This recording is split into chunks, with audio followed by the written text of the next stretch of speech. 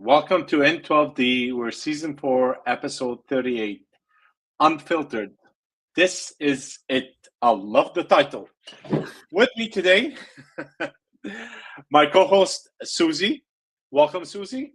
It's been a while. Hey, Ramsey. We've been getting this together for a couple of days now, getting ready for this relaunch. I'm excited. So am I. So am I. Well, what prompted you to go into relaunching? Because I know it started from you, so I'm asking you the question. Well, I reckon, every time, we say we're evolving in something, you start off with a vision, a mission, and things kind of evolve. I think we're on, season 4 now, episode 38. And it really feels to me like we've had some really cool conversations up until now, and we've had some amazing guests. And I think what I really want to try is to see how it is when it's less structured, a bit more it's always been unscripted to a certain degree, but I think just see what happens when we're free flowing. Because often what I notice is after the podcast, when we have our guests on, we end up having the best conversations when we're not live. So I've really, sometimes when it's just a really natural conversation, and oftentimes too, when we've been talking about upcoming episodes, we've had incredible chats which we don't record, and then we try to kind of remake it in the episode. So I don't know. Let's see how relaunching and going unfiltered works out in the long run. What do you think? Well, true. Our unfiltered part usually happens behind the scene after we end the podcast, and that part usually we get amazing information from the guests, even from ourselves, because nothing is. It's actually free flowing. Okay, and when it's free flowing, things do come up, information do come up, and so on. So I really do like the new format. I like to have it free flow. No, of course, listen, there's always a script somewhere so that we know where we're going, but at least it's not rehearsed. It's not, we don't have a set of questions that we need to fill out. It's just being us through us. Now, the old versus the new is basically we were going from the question is extraordinary people living ordinary life. It's still there. I don't think it's going to kind of disappear. The only thing that's going to disappear is just having it easy, flowing directly online. Oh, we have. Well, I just got to interrupt you there, Ramsey, Yeah, because yeah. you can already tell now we're unscripted, because what we were was actually ordinary people living extraordinary lives. But I guess what did turn out to be the case was it was more like extraordinary people, and their lives to them seemed ordinary. But I think that's where we started off. Like, we started off asking people, what was your kind of origin story? How did you get to where you are today? Like, what were the practices? What were the peak moments, or those key experiences or dark nights of the soul that led to your current, maybe leaving corporate world, or writing a book, or changing many habits, or whatever, different parts of their lives, how their lives truly transformed, I guess. So I think we still want to kind of keep that human element in it, that kind of real human stories, but it's not always about kind of happy endings, I think, this time. Yeah, I get that part. Sorry, I'm answering some of our fans that are talking to us on the side.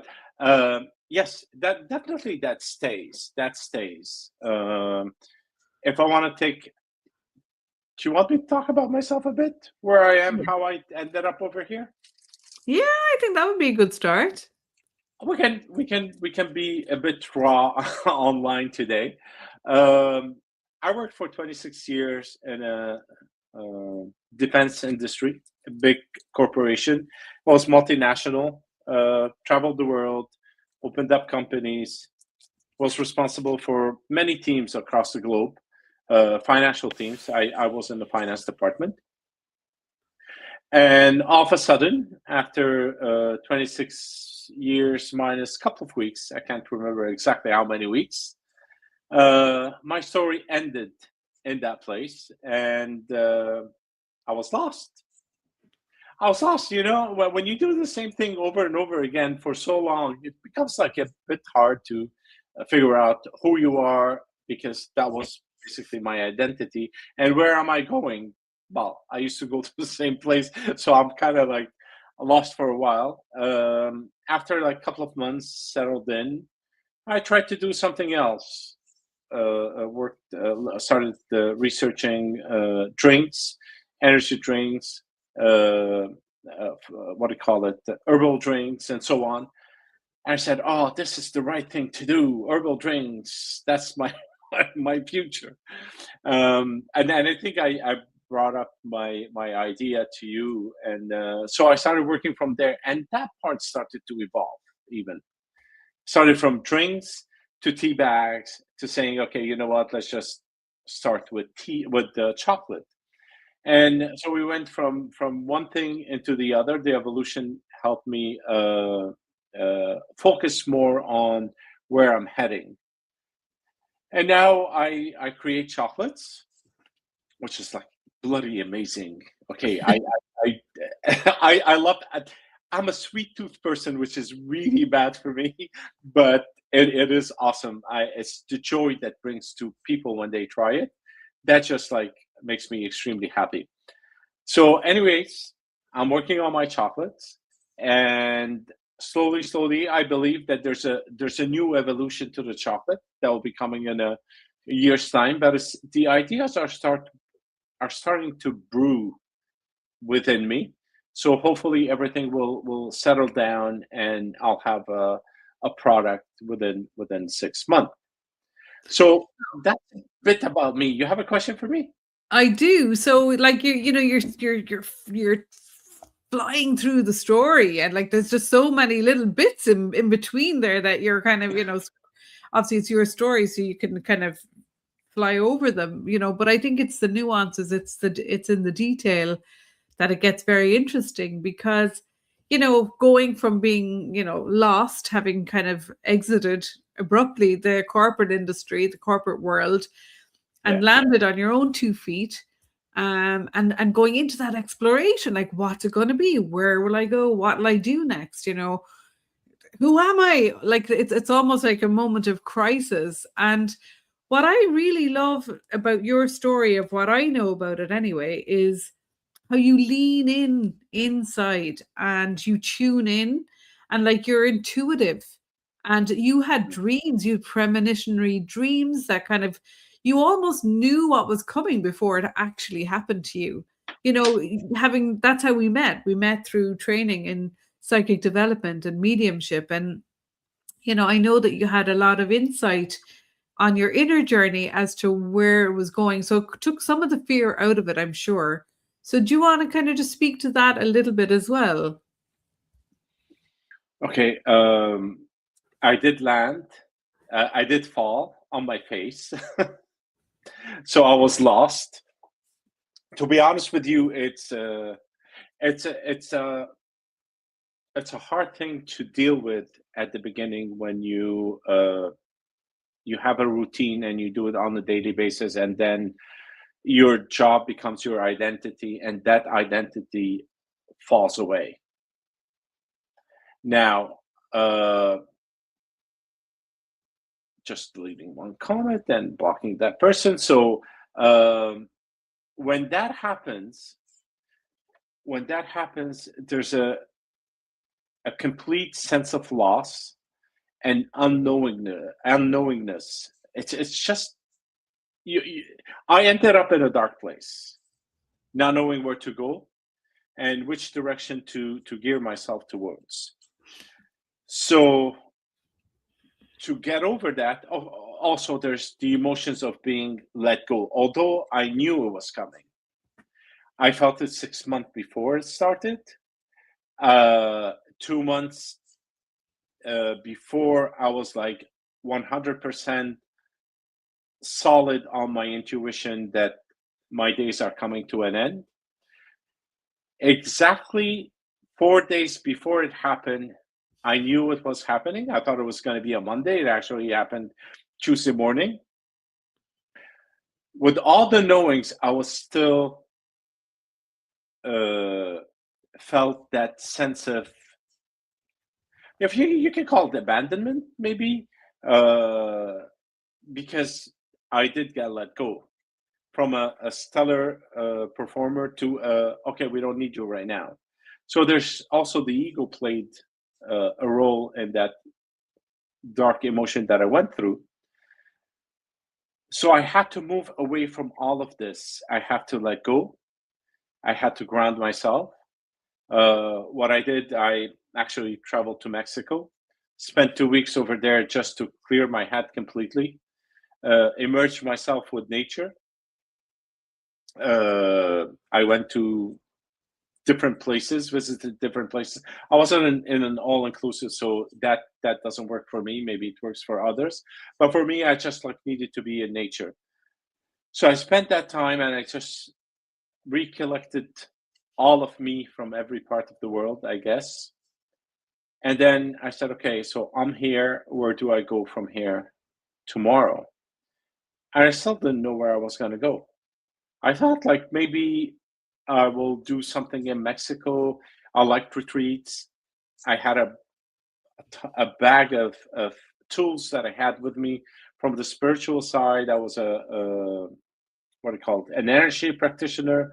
I did also not meditation, but talking to spirits. Mediumship. I am sorry, I got like totally closed over there. So I did mediumship, I did energy work, I did all of these. I read books, I helped people, and all of that just kind of shattered. I didn't know which way I should go. Anyways, moving it a bit further down the line, that's when the teas came into play. I said, "Oh my God, let me just go see some herbal teas. I can bring them, import them into Canada, do something with them." The idea started to brew. I started putting it down slowly, slowly. I kind of created a little business plan on it, and that didn't work out. See, I got the teas.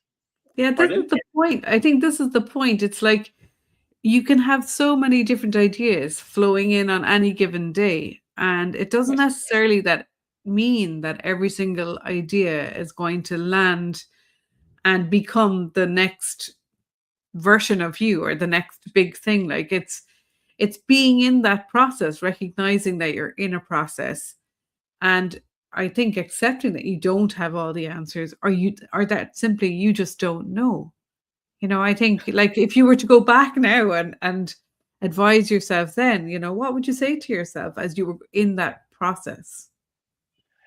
If I go back to that point, I say grieve your loss, which I had a hard time to do at the beginning because it is a loss at the end of the day. Grieve your loss and pick a path. Because as you go along your path, if you're walking, you're going somewhere. And it might lead you to other stuff the same way I was led into the chocolates at the end of the day. Started from teas into the chocolate. I could have stayed home and said, well, I'm not sure. Let me put like all these spreadsheets together and figure out which business plan is better than the other. I wouldn't have figured that out, to be honest. I wouldn't have. I did say I did believe that teas would be the right thing. I put all my heart into it. I brought samples. I created certain things. I gave them to friends and more to friends, and I like literally almost shipped them around the world, like asking people to try them. The response that I get, like, yeah, it's good, and people will say, oh yeah, this is excellent, this is great. But I knew it wasn't great. I knew. And then something clicked and chocolate just popped into the picture. And I go, oh my God, chocolate. I know nothing about chocolate. I still don't know nothing about chocolate. So I started to study chocolate, figure out what they do with it, what the process is, how to turn it from cacao into chocolate, and so on. And I started making chocolate, and I realized I needed a machine. So I bought a machine and I started making them better. And then I sent them again to friends and family and say, oh, why don't you try this? Now, chocolate, you can't lie about it. So, and my friends did tell me, well, your dark chocolate is not that great. Something about here, something about that. And I did get the feedbacks from everybody. And one day I was making a new batch and I didn't have sugar because I was looking for some organic sugar to put in it. But again, sugar is sugar, and I can't use maple syrup. It's liquid. You can mix it with and so on. So it's just all kinds of stories that came about. And I opened up the cupboard and I had, what do you call it? Coconut sugar. I go, you know what? I'm trying. Let me just pour that damn thing in here and see what comes out. I was a mad scientist at that point in time. So I put them together. And what came out was a deep flavor from the chocolate because of the molasses from the coconut sugar, the organic coconut sugar. So I was excited, but of course, I'm biased. So I made the whole batch and I gave it to everybody, and everybody goes, "Oh my God, you nailed it! How did you do that? Which school did you go to learn these things?" Well, it was a school of Ramsey because it's just trial and error. So anyway, so that was the base, and then from there I started to create the milk chocolate and the semi-sweet chocolate, and then names have to be given to those things because I didn't want to be like the rest of the chocolates you find on in any supermarket where it says dark chocolate 70%. So I started to research and I found midnight tulip, which is a flower. Oh, it's a tulip that actually blooms in the middle of the night. That's when souls awaken. And it just like touched me. And I said, this is it. Midnight tulip is a name that I would give to dark chocolate. Now I have like two others. What do I call them? So I started to research flowers, chocolates, and so on. And then I found out that there are the hot cacao chocolate, the hot cacao rose has a scent of cacao. And there's the another flower, which I called it's the cosmos. It also has a hint of chocolate. So I use these to name my chocolates. Now I have the midnight tulip, the hot rose, and the cosmos. The cosmos is something like that attracted me to the name more than what the flower did. Yeah. And then the flower became a logo. So it's a beautiful, like to date, it's like it's an evolving story. It's what we were talking about when we were doing this relaunch. It's evolution. Everything is in a state of evolution. You're in a state of evolution. The chocolate business is in an evolution. The podcast is evolving. That's a beautiful example of everything is constantly evolving. And I think that's what it is. Like when we talk about this as a relaunch and we talk about what can, the listeners expect, and hopefully we'll get lots more new listeners as well. It's that we really can do a broad range of topics covering real human stories which include real challenges plus the triumphs, and just seeing that it is like your story, like it's in a process, it's evolving, like, isn't it? And yes. like I know your story goes much further. Like I don't know how far more you want to go with it. Like, but what else can listeners expect? Like I think over time, let's keep evolving into your story of the chocolate. But what other topics will we get into in this? Yeah, the one thing I think we're both pointing towards is that just don't stay in the past. Don't hold up hold on to anything that you think is good for you. Just evolve with it. Let life like kind of gears you to where you want to go, and flow with that. Because if we get stuck on something forever, we get stagnated, and we kind of lose uh, we lose interest, and we lose that push from the universe to move us forward. And that's why our podcast evolved. This is the third evolution we go through, from the Spirit Cafe to in12d podcast, the first one, and this is the second evolution. And every time we evolve, open mic, yeah. we had open mic UK. It was open mic UK, then Spirit Cafe, Yeah. then in12d, then in12d the podcast. So it's been really interesting. We've had some fascinating conversations, and I just love that our listeners can, when we have guests on, they can comment, they can, email in any other topics that they'd love us to cover.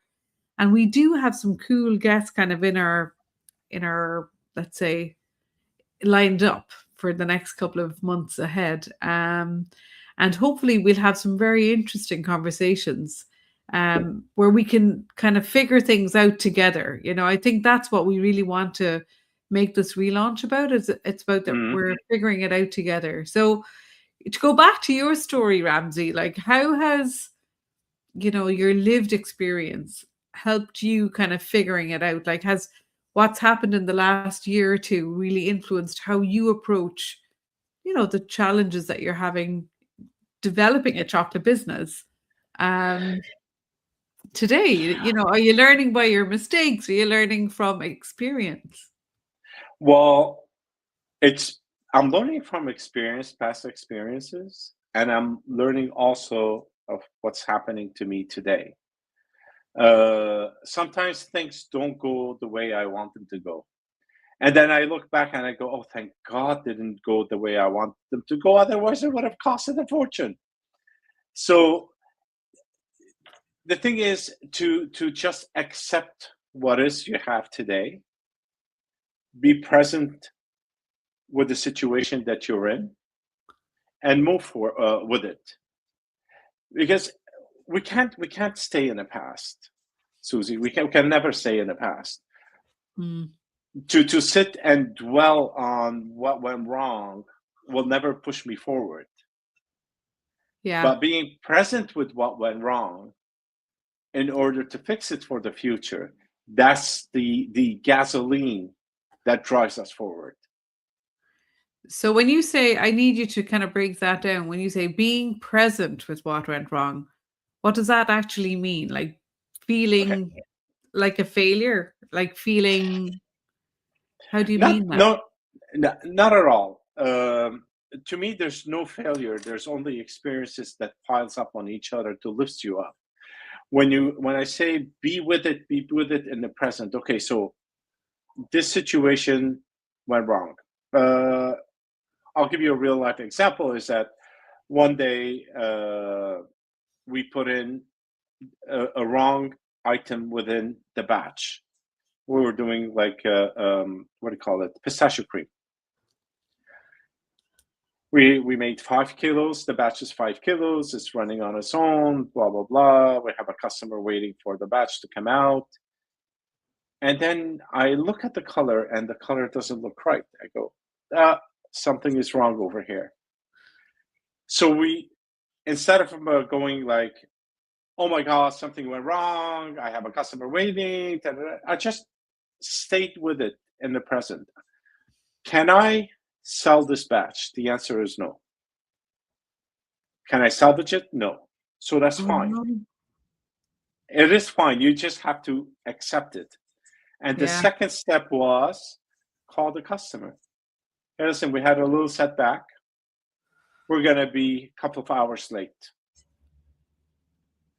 Then went in, had to take the whole thing, throw the batch out, wash the machine, clean it well, dry it well, and then start again. And we put the formula down, we put everything down, and we went one by one. And then We found the mistake while we were tracing back our steps. Okay. And that went into the notes within the formula, is that do not. So now Yeah. we know. And the beauty about it, there was only one customer, and the customer was very accommodating. So imagine you have 10 customers and waiting for the batch, and you really lose a huge batch, which costs fortune, you know? Yeah. No, so we were on a smaller batch, 5 kilos. It is 5 kilos. It is what it is. So yeah, it hurts. It hurts. But we couldn't go into a panic mode that there was a mistake in the patch. We just sit with it, be with it, accept it as is, and do the steps necessary in order to ensure that one, you don't deviate from your track. Call the customer, apologize, tell them it's going to be a bit late, then clean up, then do a new patch and send it to them. Yeah. And they were very, very appreciative that we called them up and we said, okay, listen, there was a problem in the batch. We're not going to sell it to you. Well, I guess there's no chocolate emergencies apart from maybe coming up to Easter, where you've a lot of expectant customers, waiting for their chocolate delicacies to show up. But yeah, I think that's pretty cool. Like not growing too big too soon and making huge mistakes. It's kind of like it's a nice healthy learning curve by all accounts. Of course. Yes.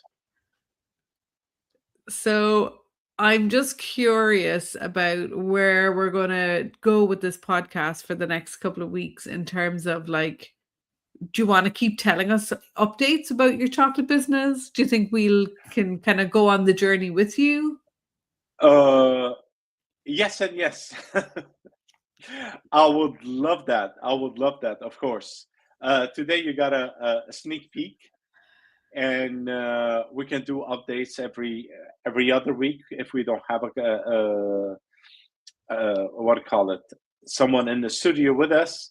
I can continue the story and take it slowly, step by step, helping others actually, whoever trying to do business. It gives an insight on how to plan for certain things or to be ready for the unknown to surface. Yeah.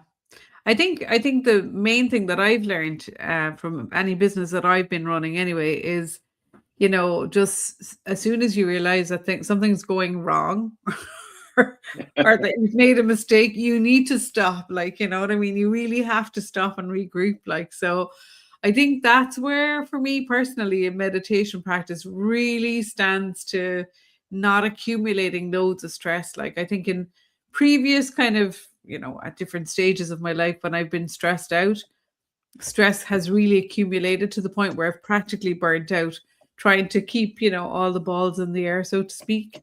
So I do believe that it's a good practice to just stop and decompress regularly. I think that's obviously what you're doing there.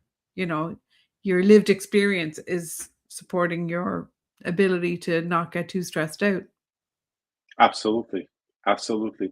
And meditation is really helpful in stressful times because it brings you back to the present. You don't have to go into your future. You don't have to go into the past. You don't have to do anything.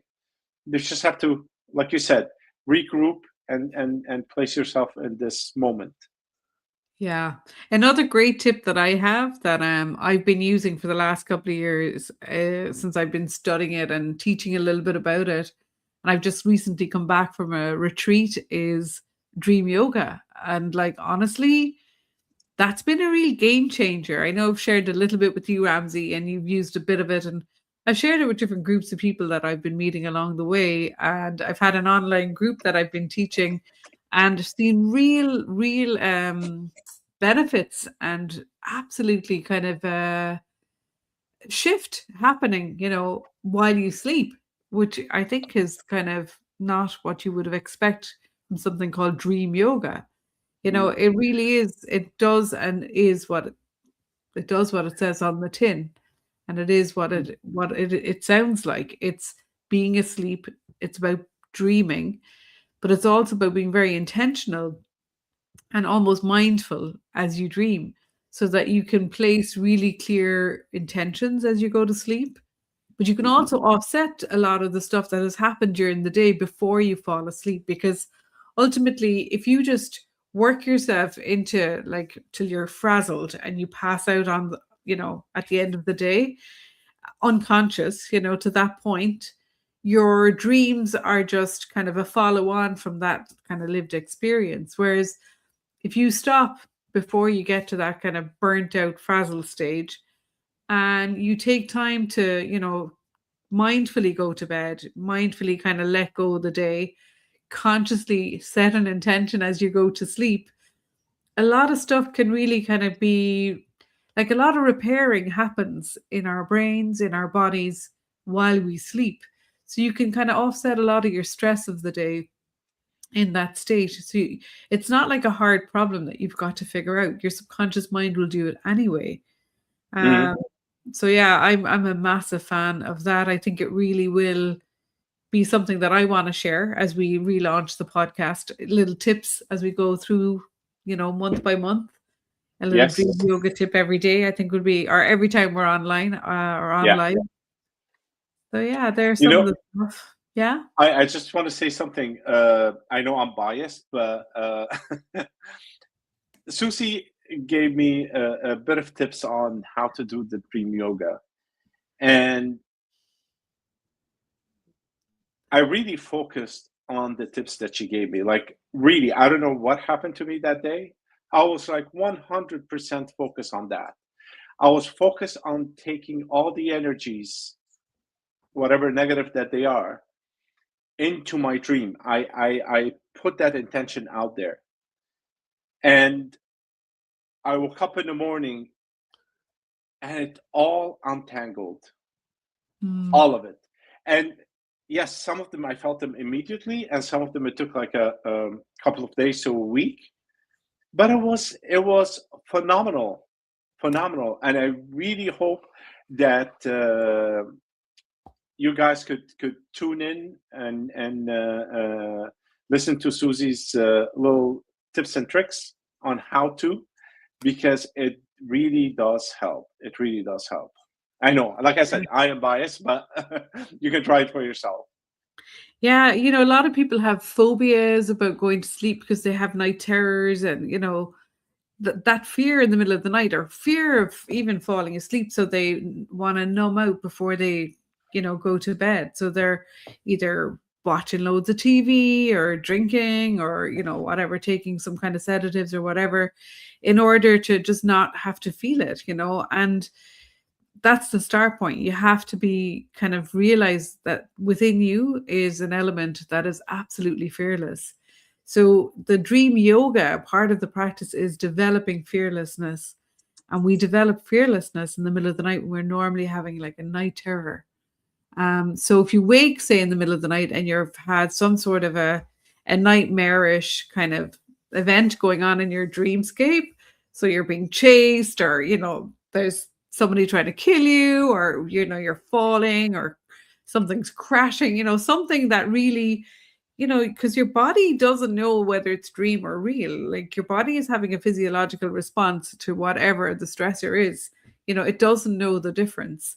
So you wake up and you're like gasping for breath and you're like, oh, thank God it's a dream. It's only a dream. Well, there's a point there where you can just sit with that terror and being so freaked out, but then consciously re-enter the dream state. But it's almost like you re-enter the dream state as a different character. You can go in there with your sword and be like, be the knight in shining armor. You can be the one with the fastest car. You can be the one who's larger than life or stronger than whatever.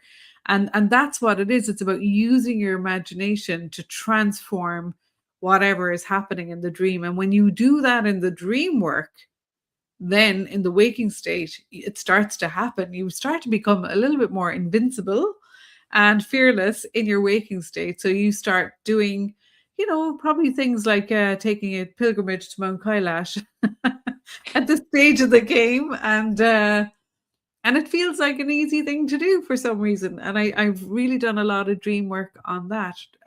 So anything that you have that's a challenge is what I would suggest. Take it into the dreamscape and find that fearlessness, that element within yourself, that quality. So yeah, we've lots of cool stuff I think to share over the next couple of months without a shout. Without a Shout shadow of a doubt. Yeah. Yeah. Yeah. So stay tuned because there are a lot of tips and tricks that are coming your way, either from one of us or both of us, or our guests are going to be joining us. And we do have a guest actually for next week, won't we? Do we? I don't know. Let's come back to Oh, that. no, it's the week after. I know we have It's the somebody week for after. but I think we Yes. might have somebody for next week. So we'll, do just join in. We'll be here live every Thursday. So Yeah. connect in. Or most Thursdays. Don't hold us to it.